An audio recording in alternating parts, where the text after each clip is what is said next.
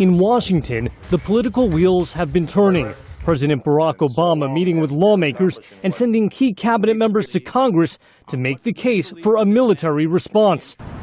But across much of America, where summer vacations have ended and kids are heading back to school, many people are weary. We've been in perpetual wars. Which just is one ends, another starts. And strategical military attacks were going to happen in Iraq, and we're still there 10 years later, and it bankrupted the country. So, you know, why go through that again? That reluctance to get involved in Syria is clear in the latest polls. A Washington Post ABC News poll finds 59% of Americans oppose U.S. missile strikes on Syria, compared to 36% in favor. Another poll by the Pew Research Center finds 48% of Americans opposing strikes, with only 29% in favor.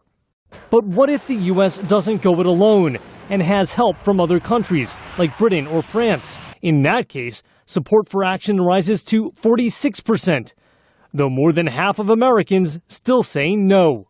And despite the case being made by the president, for lots of people, there are still too many what-ifs. Independent pollster John Zogby talked to VOA via Skype. Americans need to be sure of outcomes if we're going to become engaged in any kind of war. For some in the U.S., taking action is a moral imperative. I think we need to do something about it. I don't think it's right that we let this madman kill and pillage his country like he's doing.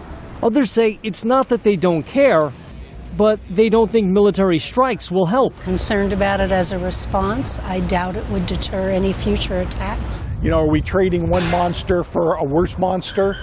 Many Americans are urging their lawmakers to focus on other problems, like the economy and health care, which they feel might have a shot, however slim, of getting fixed.